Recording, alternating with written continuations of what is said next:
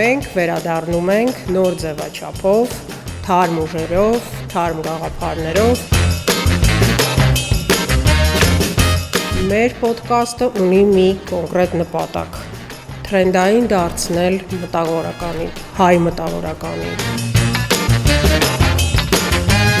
Այսօր մեր հյուրն է գործարար, լայֆ և բիզնես քոուչ Մուշեղ Ավետիսյանը։ Բարև ձեզ։ Դուք պետք է բաց չթողնեք այսօրվա հարթումը,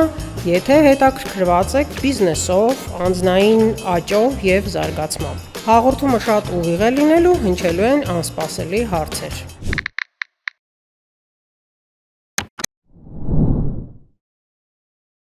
Ես կխնդրեմ, որ պատմեք մեզ, թե ինչ կենդանի է այդ բիզնես և լայֆ քոուչինգը։ Բիզնես և լայֆ քոուչինգը և առհասարակ քոուչինգը երևի թե Հայաստանում վերջին տարիներին է, որ սկսել է նախ այդ տերմինը օգտագործվել, և հետո շատերը փորձում են հասկանալ, թե ինչ է դա, սկսում են Google-ում փնտրել նրա բացատրությունը և այլն և այլն։ Քոուչ բառ առհասարակ մեզ ավելի շատ հանդիպում է մարզասրահներում որպես մարզիչ։ Եվ լայֆ և բիզնես քոուչն էլ կարելի ասել կրկին մարզիչ է, ով քեզ օգնում է կյանքում և բիզնեսում մարզվել, այսինքն ավելի կատարելագործվել։ Շատ են շփոթում հոգեբանի հետ, սակայն քոուչի աշխատանքը մի փոքր տարբերվում է հոգեբանից, մի փոքր չէ, կարելի ասել հատկապես բիզնես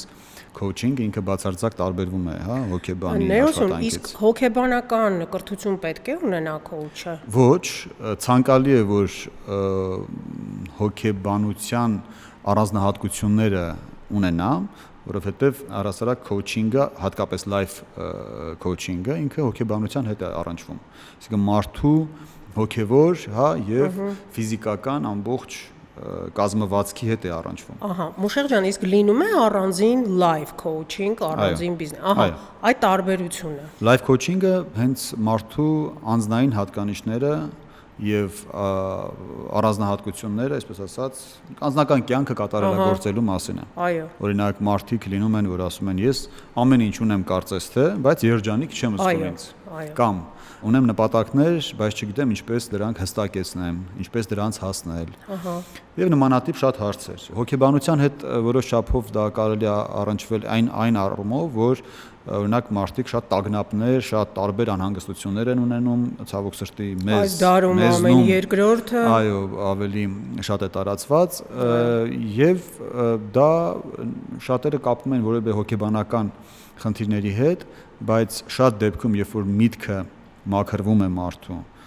երբ որ կենտրոնացումը հստակեցվում է, այդ ամեն ինչը անցնում է։ Բայց երբեմն, երբ որ արդեն դա բերել է որոշակի հետևանքներ, նրանց հետ պետք է արդեն աշխատեն հոգեբանները։ Լայֆ քոուչինգ դա անձնական պարապմունքներ են, թե խմբակային։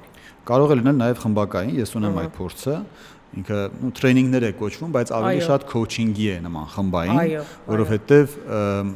տրեյնինգը կամ սեմինարը շատ դեպքերում որ մեզնում ավելի տարածված է, դա այն մասին է, որ կա նախապես պատրաստված տեքստ եւ այդ թեման վարողը կամ ով որ անցկացնում է, ինքը ներկայացնում է աուդիտորիային։ Սակայն տրեյնինգը տարբերվում է։ Տրեյնինգը արդեն դու մարզում ես կոնկրետ ներկա գտնվող մարդուն, այսինքն որոշակի առաջադրանքներ ես տալիս, նա առաջադրանքներ է կատարում, եզրահանգումներ է արվում եւ այլն եւ այլն։ Քոուչինգը կարելի ասել դրանից մի քայլ ավելի առաջ է, որ դու արդեն անձնապես աշխատում ես այդ մարդու հետ իր կոնկրետ խնդրի առանձնահատկությունը հաշվի առնելով եւ դա տեղի է ունենում մի խումբ մարդկանց ներկայությամբ եւ յուրաքանչյուր մարդ այդ խնդիրը պրոյեկտում է իր վրա, որտեվ մի քիչ այսպես ասած այս կողմ այն կողմ բնույթը գոնե խնդիրների մեծամասամբ նույնն են։ Օրինակ, երբ որ դա շատ դեպքերում օգնում է, որ մարդը ուրիշից լսում է այն խնդրի մասին, որը ինքը ունի, եւ դրա լուծումը նույնպես տեղում հենց ստացվում է եւ նա ինքը կարծես թե արդեն ձեռք է բերում հմտություն, որ ինքը կարող է իր խնդրի հետ աշխատել եւ ինչ որ արդյունք ստանալ։ Ես պատկերացնենք, այսպիսի մի սիտուացիա, ես դարձա ձեր սանը, ցանկացա դառնալ ձեր սանը Եվ եկա, դիմեցի ձեզ, ասեցի Մուշեղ ջան, ես սկզբից ուզում եմ, որ մենք անցնենք ձեզ հետ live coaching-ի, հա, ինչ-որ դասընթացներ։ Կարող եք ավելի պրակտիկ, ինչ-որ վարժություն ասել, հա, հիմա ինձ հետ անել վարժություն, որ ավելի մարդկանց համար պարզ լինի։ Որովհետև մենք գիտենք, որ այս coaching երևույթը այստեղ ընդունված չի, հասկացված չի, ավելի տրենդային ինչ-որ բան է, որպես հնչում։ Նայեք, երբ որ կա անձնական, այսինքն հարց, որ մարդը ցանկանում է դիմել coach-ի, նա պետք է ունենա հստակ ոլորտ կամ հստակ անհամաձայնություն որևէ արդյունքի հետ իր կյանքում։ Որովհետեւ եթե իր կյանքում ամեն ինչ նորմալ է, ամեն ինչ լավ է, ինքը համաձայն է բոլոր արդյունքների հետ, հա, որովհետեւ կարող է եւ այդքան էլ լավ չլինի, բայց ինքը համաձայն է այդ արդյունքների հետ եւ ինքը ապրում է ինքնաբավ։ Այդ դեպքում coach-ի միջամտություն պետք չի եւ ինքը կարիք չունի իր պատկերացմամբ, այսինքն արդյունավետ չի լինի, անգամ եթե դիմի։ Բայց մենք բոլորս միշտ դեպի ավելի լավն ենք, չէ՞, ձգտում, փորձում։ Ձգտումը կա, ցանկությունը կա, այլ պատրաստակամությունը ոչ միշտ է որ կա։ Այո։ Իսկին երբ որ մարդը պատրաստակամ է, որ ինքը կարող է աշխատել, օրինակ, ունի ֆինանսական արդյունքի հետ անհամաձայնություն։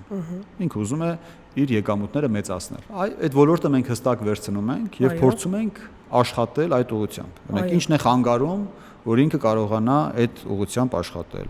Կամ օրինակ եղել է դեպք, որ մարդը դիմել է, ասել է ես ամեն ինչ ունեմ, բայց ինձ երջանիկ չեմ զգում։ Այո։ Ինչ վարժություն։ Այդտեղ ոչ թե վարժություն, նախ մենք հանում ենք հիմնական բացահայտում ենք հիմնական խնդիրը, որտեղ ինքը նախ պետք է հասկանա ինչն է, որ բացակայում է։ Այդտեղ հիմնականում պահանջմունքների բաց կամ դեֆիցիտի պատճառով է լինում շատ դեպքերում, օրինակ մարդը ինքը կարծես թե մտածում է ընտանիք ունի, աշխատանք ունի, սիրելի ֆինանսական վիճակը այդքան էլ վատ չէ, բայց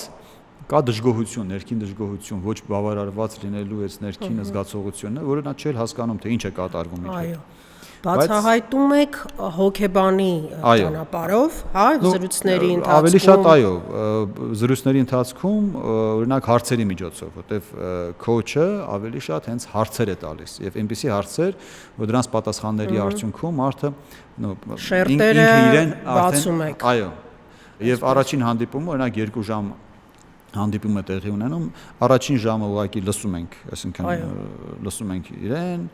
իր դժգոհությունները, իր պատկերացումները, նույնիսկ շատ դեպքերում արդյոք իրենց խնդիրը կարծես թե բարձրաձայնում են, իրենց թվացial խնդիրը, որովհետև ոչ միշտ է որ իրականում դա չի։ Այդ խնդիրը իրականության հետ համապատասխանում է, եւ արդեն 30 րոպե փորձում հարցերի միջոցով ավելի իրեն տանել այն ուղղությամբ, որը իրական խնդրի ճանապարհն է, եւ վերջի 30 րոպեն արդեն, այսպես ասած, չասեմ դիագնոզ, բայց տրվում է հիմնական խնդրի բարձրաձայնումը, որը ինքը ապշած է մնում շատ դեպքերում, որ միթե հենց դա է խնդիրը։ Այո։ Օրինակ կա 6 բազային պահանջմունքներ մարդու, որոնք հակասական են, մեկը մյուսին ինքնալրացնող են եւ նաեւ հակասական, օրինակ կայունությունը եւ բազմազանությունը, որոնք երկուսն էլ մարդուն անհրաժեշտ պահանջմունքներ են, այսինքն մարդը պետք է զգա որոշակի հատվածում կայունություն, հա, ինքը այդ կոմֆորտ զոնայի զգացողությունը, թե ֆինանսական կայունություն, թե ընտանիքում եւ այլն եւ այլն։ Եվ բազմազանություն, այսինքն մենք սիրում ենք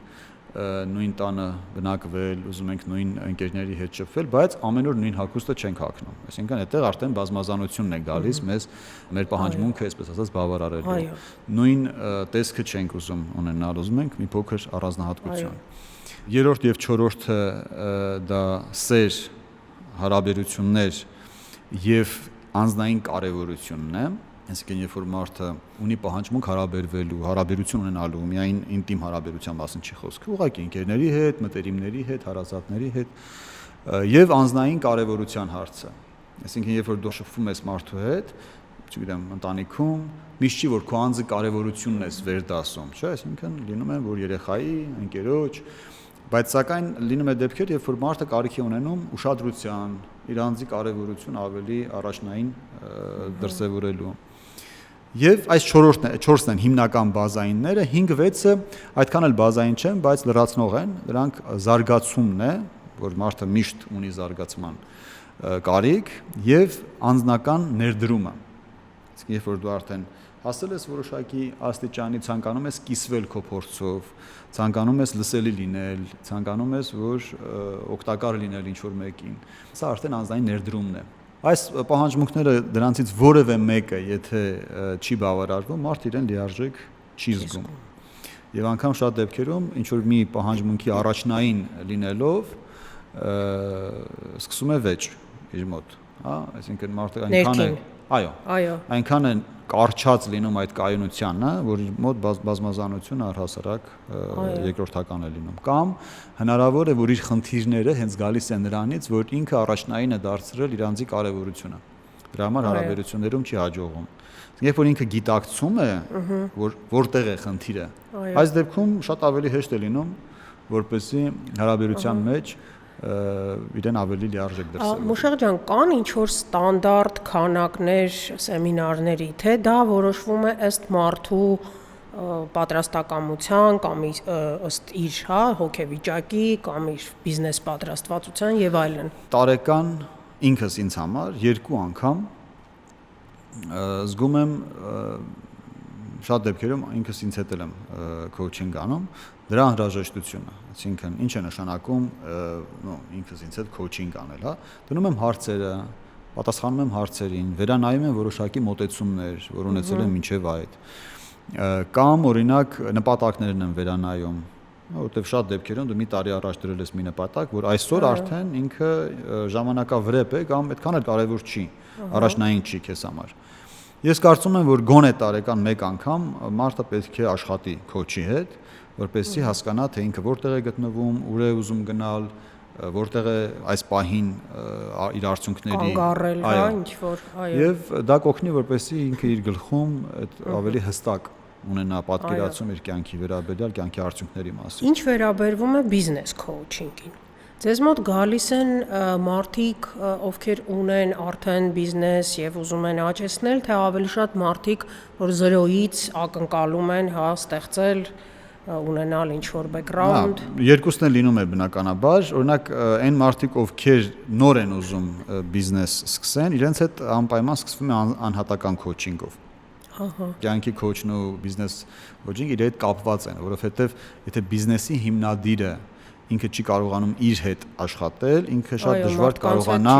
այո, բիզնես հիմնել եւ բիզնեսում ստեղծել որևէ ավելի մեծ արժեք, քան իր կյանքում որոշակի ոլորտի կատարելագործումն է։ Այո։ Այդ պատճառով, եթե նրանք, ովքեր ցանկանում են բիզնես սկսել, լինում է, որ ինձ դիմում են անձնային քոուչի որպես անձնային կատարելագործման հարցով, եւ դա վերափոխվում է բիզնես քոուչինգի։ Այսինքն հասկանում ենք ինքը ուզում է հենց ինչ-որ բիզնես, ինչ-որ արդյունք ստեղծել, որը դուրս է իր անձնական արդեն շրջանակներից, ու դա վերածվում է գործնական աճ է ուզում ի վերջո։ Իսկ այն կոնկրետ բիզնես քոուչինգը կլասիկ, որը հենց կոնկրետ բիզնեսին է վերաբերում, այստեղ ավելի բարդ է, պետք է հստակ դնել ցուցանիշները,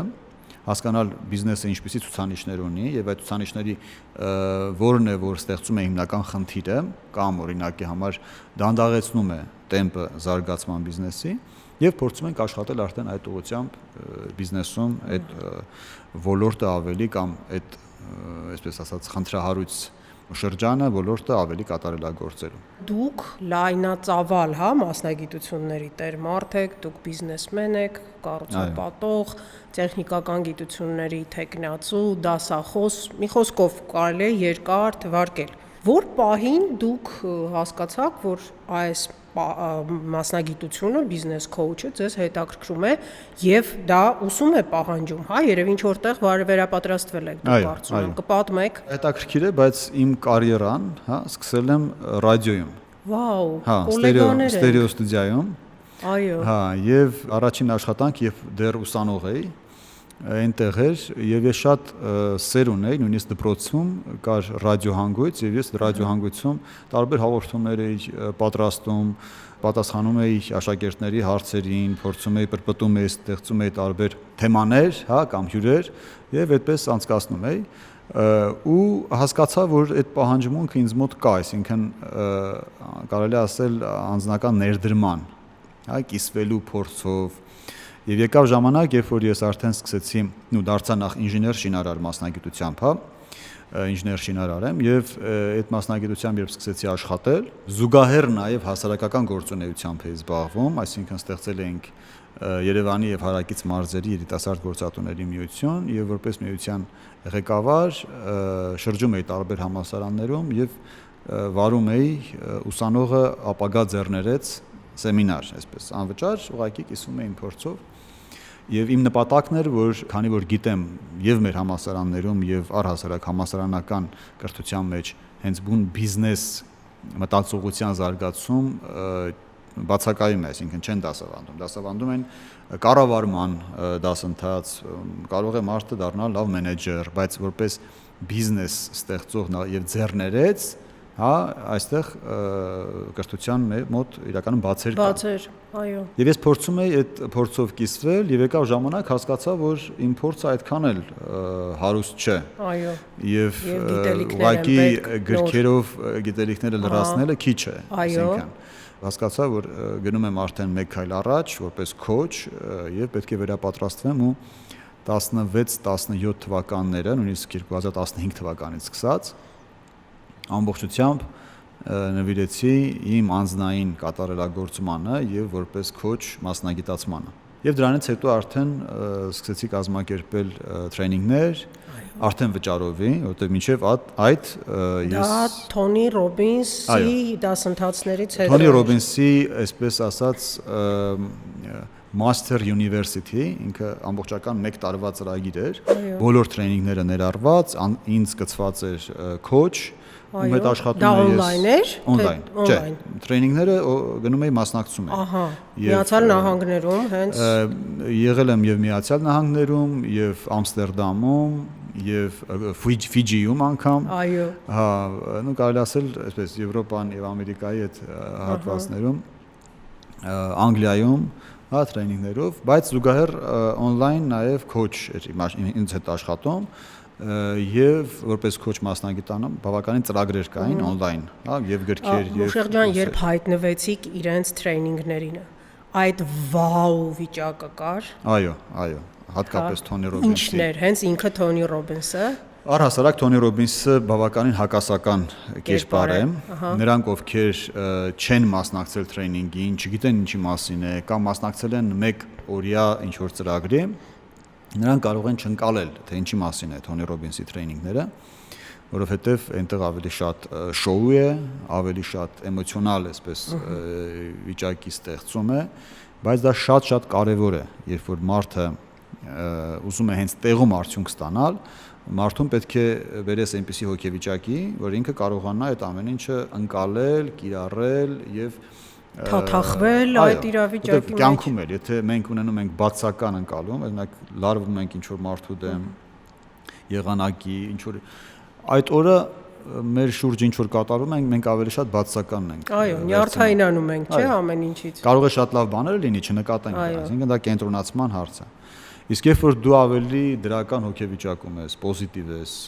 այդ օրը արդեն դուրս ես գալիս եւ նկատում ես ավելի լավ բաներ, անգամ անձրևը կարող է քեզ այդքան էլ տհաճ չթվալ եւ մարդիկ ավելի դրական լինեն։ Նույնը հենց տրեյնինգի ընթացքն է, այսինքն երբ որ դու դրական հոգեվիճակում ես, հոգնած չես, լարված չես, նստած չես, այդ ժամանակ այլ կերպ ես ընկալում ամբողջ կոնտենտը։ Իսկ երբ որ դու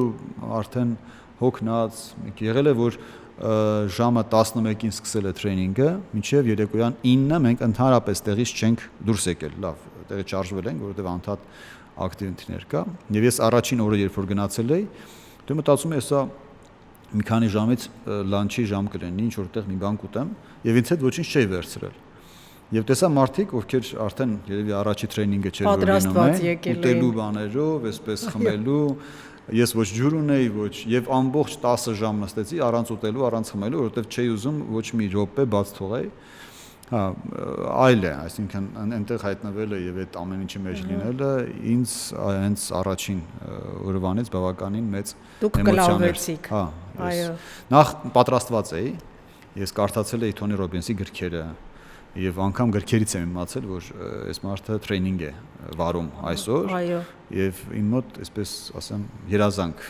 կամ նպատակ ծնվեց, այո։ Առաջացավ անպայման մասնակցել է տրեյնինգին ու կարելի ասել այդտեղից շատ բաներ փոխվեց իրականում իմ ընկալման մեջ։ Բայց այնուամենայնիվ նույնիսկ Հայաստանում անվանել են աղանդավոր, չէ՞, ձեզ պատահել է այդպիսի բան։ Ինձ կոնկրետ չի եղել, չգիտեմ, ցավոք սրտի կարող է ինչ-որ տեղեր մարդկանց մոտ ընկալումները, ասենք այդպեսին լինեն, երբ որ օրինակ ինչ-որ կադրեր են գնի տրեյնինգից, որը ես իրականացրել եմ հենց Թոնի Ռոբինսի նաև մեթոդով, որտեղ երբ որ անցա այդ տրեյնինգը, եկա եւ առաջին 2 տրեյնինգները այդ ավելի շատ գործիքներ օգտագործելով արեցի, բայց այստեղ օգնում է իմ նաև այն հանգամանքը, որ ես ինքս զբաղվում եմ բիզնեսով, դրանով ես գումար չեմ աշխատում եւ դա ինձ համար ավելի շատ հոբբի է եւ ավելի սիրելի աշխատանք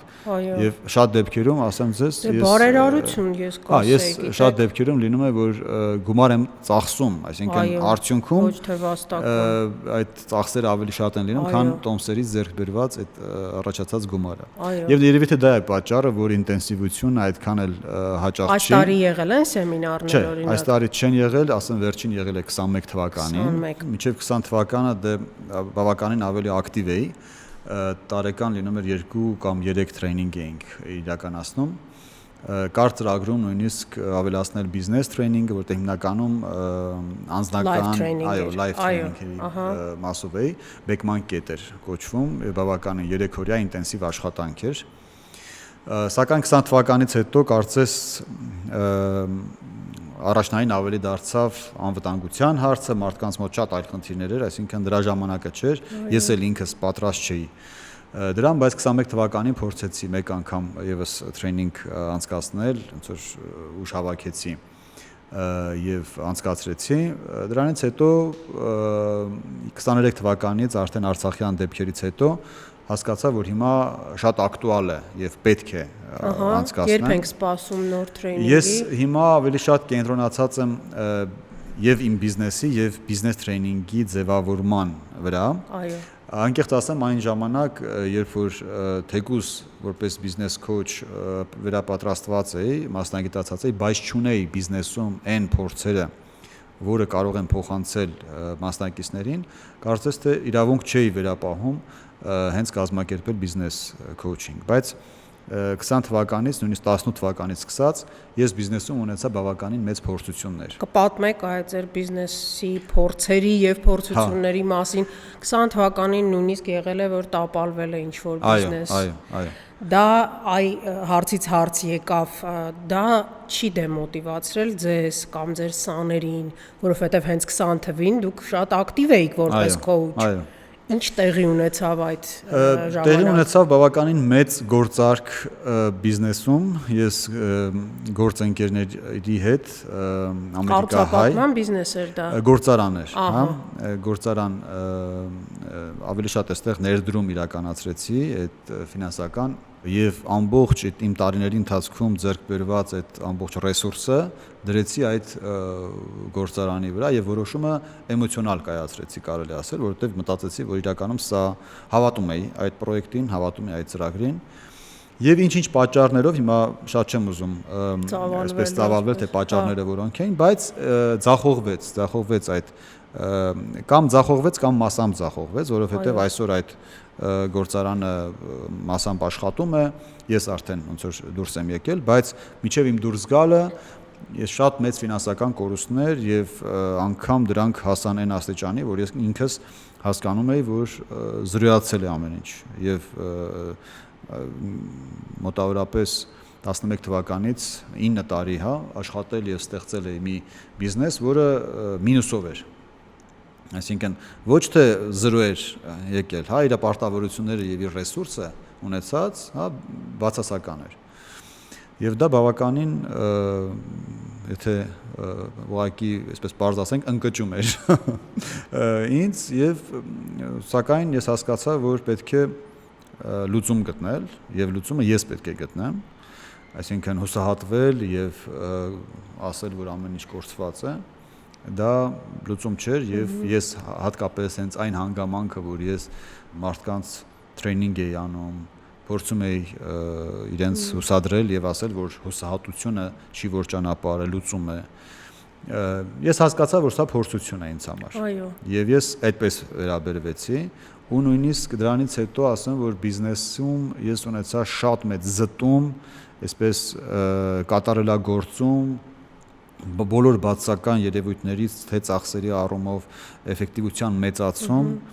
Իօգուտ փաստորեն դուք օգտագործեցիք, արդյունքը որպես այդպեսին, այո, թողումները։ ճիշտ է, այս պահին նույնիսկ կա որոշակի խնդիրներ եւ ֆինանսական եւ որոնք լուծման process-ի մեջ են, բայց գլոբալ առումով ես ինչպես որ յուրաքանչյուր հիվանդություն կամ ինչ-որ բան մարդուն կարծես ստրեսի է ենթարկում եւ ինքը կենտրոնանում է իր ամբողջությամբ առողջության վրա, չէ, եւ փորձում է կատարելագործել, այդ ձևով էլ բիզնեսն է, եթե որևէ խնդիր է լինում, ինքը առողջանում է, եթե դու ճիշտ ես վերաբերվում, հա, բիզնեսին։ Եվ տեղի ունեցավ այդ առողջ բիզնեսներ կան այսօր։ Եվ այսօր ես կարելի ասել ունենալով շինարարական բիզնես, որը ամբողջությամբ իմ հիմնական բիզնեսն էր, ես դուրս եկա այդ բիզնեսից, որովհետև հասկացա այդտեղ մենեջեր ես պետք է չլինեմ եւ պետք է մի քայլ ավելի բարձր լինեմ եւ այսօր ստեղծել եմ մի նոր կազմակերպություն, որը զբաղվում է բիզնեսների կառավարմամբ եւ հիմնական իմ զբաղվածությունը այդտեղ է։ Շինարարական կազմակերպությունը եւս կա, թիմ եմ ձևավորել եւ թիմը աշխատում է եւ այդտեղ նախկինում օրինակ ունեինք մեծ գրասենյակ, մեծ ծախսեր ենթադրող տարբեր հարմարություններ, այսօր շատ ավելի կոմպակտ է, փոքր օրինակ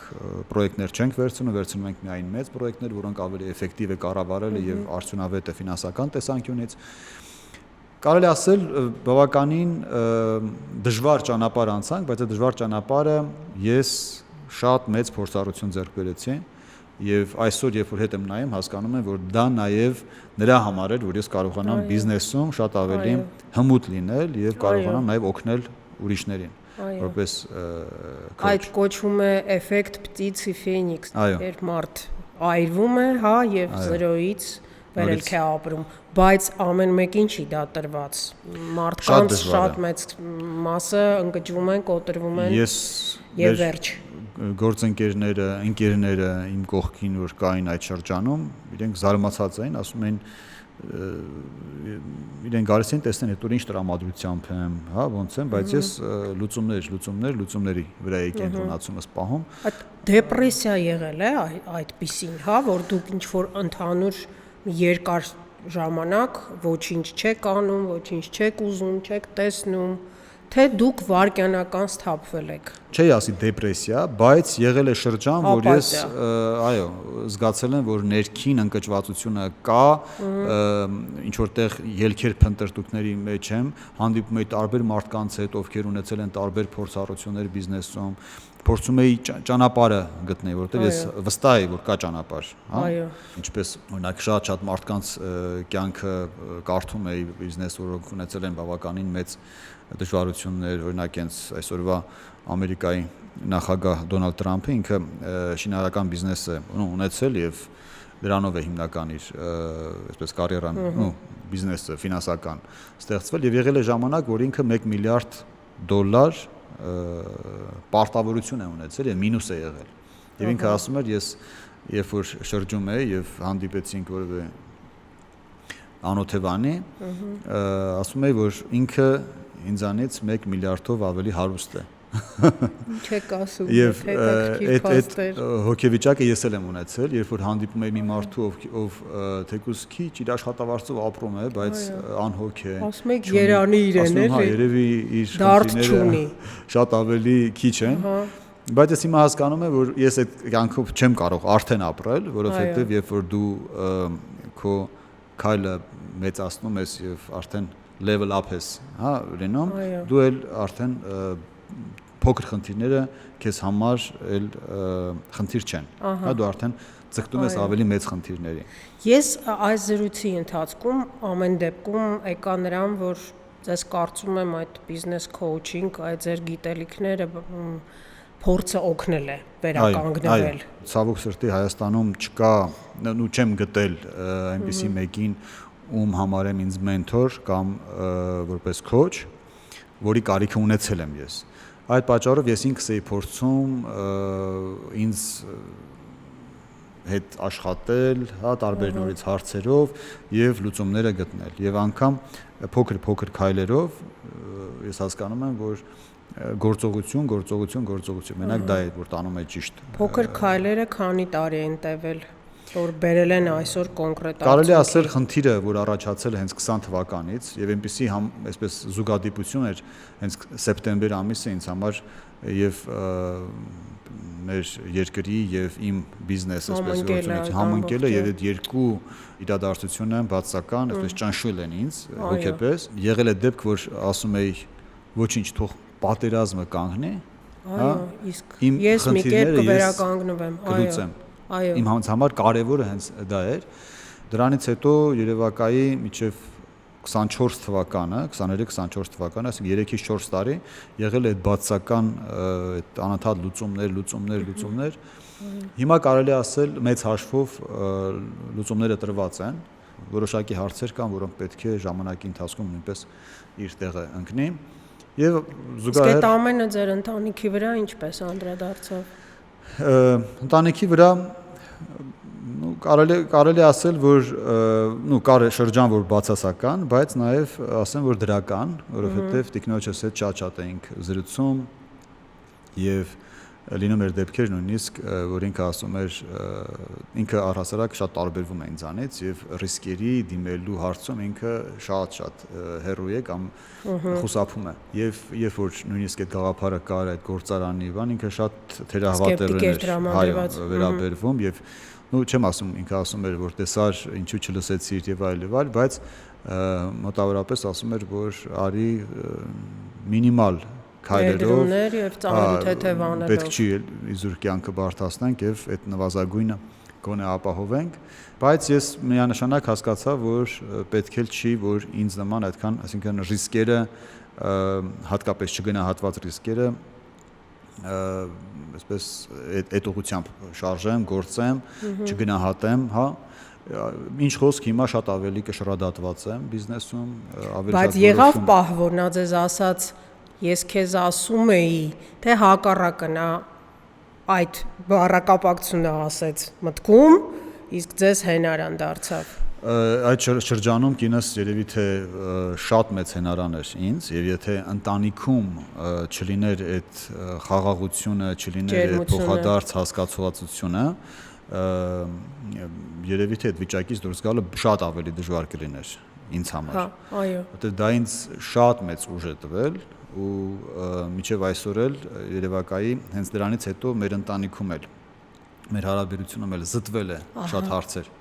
Այսինքն շատ հարցեր վերանայել ենք, հասկացել ենք, որ update եղավ ձեր ընտանիքը։ Այո։ Բիզնեսի հետ նաև ընտանիքը update եղավ։ Այո։ Եթերը մոտենում է ավարտի, ես կխնդրեի համառոտ կոնկրետ սաներ ունեք, որոնք ունեցել են լուրջ արդյունքներ ձեր coaching-ից հետո։ Եվ եթե արգել են coach, business coach, հա, այդ արտահայտությունը ինչպես կբնութագրեք։ Սաներ եղել են, հատկապես Beckman Kett training-ում մենք ունենք այսպիսի գործիք, որ 6 ամիս հետո ստուգում ենք, հարցում ենք անում, տեսնում ենք, թե ինչ արդյունքներ են նրան գրանցել։ Եվ զանգի միջոցով, եւ հանդիպում ենք նույնիսկ նրանց հետ կազմակերպում։ Եվ ասեմ ձեզ, որ մոտ 90% արդյունավետություն էր ապահովում այդ training-ը, որովհետեւ այդ ֆորմատը, որը ընտրել ենք մենք, շատ աշխատող էր։ Դա քանի ամսյա այդ training-ի մասն է։ 3 օրյա։ 3 օրյա։ Այո, 3 օրյա ինտենսիվ training է առավոտյան ժամը 10-ից մինչև երեկոյան 8-ը դա ամենակիչը։ Օրինակ լինում էր օր, որ երեկոյան ժամը 12-ից հետո դեռ շարունակվում էր training-ը, որովհետև training-ում կար այսպիսի այսպես ֆորմատ, որ մինչև հարցի պատասխանը չգտնենք, մենք չէինք գնում տուն։ Եվ ինտենսիվ էր ինքը բավականին։ Իհարկե 3 օրյա training-ը միայն բավարար չէ, որ դու արդյունք ստանաս։ Այդ 3 օրյա training-ի ընթացքում մարդիկ ունեցած իրենց արդյունքները, մոտեցումները, գիտելիքները, հմտությունները կիրառում էին, որպեսզի իրենք հետագա ամիսների ընթացքում այդ արդյունքները ապահովեին իրենց համար։ Եվ այսպեսի գործիք կա անգամ, որ իրենք նամակ են գրում իրենց հասցեով ուղարկում են, որ ես արդեն հասել եմ այս արդյունքին, ունեմ այս ինչը, այն նպատակներն են գրում, որոնք իրենք պետք է 6 ամսվա ընթացքում հասնեին։ Եվ իրենք դեմորանում էին այդ նամակի մասին, Եվ 6 ամիս նամակը իրենց գալիս էր եւ իրենք երբ որ հասկանում էին որ ունեն իրենք արդեն հասել են այդ արդյունքին իրենց համար շատ հետաքրքիր է լինում եւ շատ դեպքերում մենք դնում ենք նպատակ, հասնում ենք այդ նպատակին, անցնում է հաջորդ նպատակն ենք դնում եւ թվում է թե նորմալ է, հա, կյանքի նորմալ ընթացք է, բնականon է, բայց երբ որ դու յուրաքանչյուր արդյունք գնահատում ես, տոնում ես եւ գիտակցում ես որ դու 6 ամիս առաջ երազում ես դրա մասին, իսկ այսօր արդեն ունես, դա շատ մեծ արդյունք է տալիս, մոտիվացիա է տալիս առաջ գնալու։ Քոուչինգի մասով ես արդեն օգտագործեցի։ Եթե վերաձևակերպենք, հա, ավելի հայերի համար հեշտ հնչող մարզիչն է, բայց մարզիչ բառը այդքան էլ Չէ, որպեսզի բովանդակությունը պարզ լինի։ Հա, բովանդակության մասով, շատ։ Ինձ թվում է օգնում է քեզ, որպեսզի կարողանաս հստակեցնել քո նպատակները, հա, հստակեցնել քո կյանքի հիմնական հարցերը եւ լուծումներ տալ դրանց։ Այսինքն քոուչը օգնողն է։ Դա շատ դեպքերում մարդիկ ասում են, ես եկա ձեր տրեյնինգին, ինձ չէ, թեկուզ մեկ ուրիշին, բայց չօգնեց։ Այսինքն ոչ թե տրեյնինգն է աշխատում, այլ տրեյնինգի միջոցով ստացած հմտությունները դու պետք է օգտագործես, որ արդյունք ստանաս։ Սա է ամբողջ բովանդակությունը։ Իսկ շատ մարդիկ մտածում են, որ գիրք կարդալով օրինակ իրենց կյանքը կարող է փոխվել։ Հա, այսինչ կրթությունը ունենալով իրենք կարող է ավելի լավ կյանք ունենալ։ Ոչ, գիտելիքը կամ տեղեկատվությունը դա ուժ է, որը դու կարողանում ես օգտագործել քո կյանքը ավելի լավը դարձնելու, բայց օգտագործել դա։ Եթե դու չես օգտագործում, ուրեմն դա մնում է ուղղակի որպես այսպես տեղեկություն։ Շնորհակալություն Մուշեղ ջան, ես անձամբ առաջինը մեծ սիրով, վազելով կգամ ձեր հերթական նոր տրեյնինգի։ Պլանավորում դեռ չունենք, բայց հիմա պրոյեկտ մենեջմենթի մասով ենք ավելի կատարելագործում, բայց ես հաջորդ տարի անպայման, որտեվ գարուն եւ աշուն է լինում, այս տարի աշունը դեռ պլանավորած չկա, իսկ դա պլանավորում պետք է մի քիչ վաղ անել, բայց ես համոզված եմ, որ հաջորդ տարվանից, որտեվ այս տարի արդեն պլանավորման process-ը սկսել ենք, հաջորդ տարի կունենանք 3 ուղղությամբ տրեյնինգներ, առաջին անձնային աճին, երկրորդը բիզնեսի կատարելագործման եւ երրորդը այսպեսի ես երազանք ունեմ, որ անցել եմ Ֆիջիում այդ տրեյնինգը 11 օրյա տրեյնինգ էր, ինքը կոչվում էր Body and Mind Transformation։ Այսինքն, երբ որ մտքի եւ մարմնի կատարելագործումը, դա պետք է քաղաքից դուրս, ինչ որ միտեղ ամբողջ օրը անցկացնելով, առողջ սնվելով եւ մտքի ու մարմնի հետ աշխատելով, հա, կատարելագործելով արդյունք ստանան մարդիկ, որտեղ մեկ շաբաթը ճիշտ է այն երկար ժամանակը չէ, բայց բավական է, որպեսզի մարդը արդեն սկսի արդյունք զգալ։ Այո, արդեն նախապատրաստվելուց։ Այո, ես այդ տրեյնինգից հետո օրինակ սկսեցի միշտ ուտել, ինքը որոշեցի, հա, հրաժարվել միս ուտելուց, այս տարի իհարկե վերականգնել եմ, սկսել եմ ուտել, բայց ասեմ, որ կարծես թե ցանկանում եմ նորից վերադառնալ հին ռեժիմին։ Սա կարծում եմ առանձին թեմա է, սրա մասին պետք է առանձին ծրագիր անել, ոդկաստ անել։ Ես խնդրում եմ, որ չմոռանաք ինձ մյուս աշուն հեռաձայնել։ Անպայման, Ես շատ սրտանց եւ անհամբեր սպասում եմ։ Շնորհակալություն։ Ձեզ եմ շնորհակալ։ Մի մոռացեք բաժանորդագրվել, լայքել մեզ, գրել կոմենտներ, դրանով դուք շատ կօգնեք մեր ալիքին։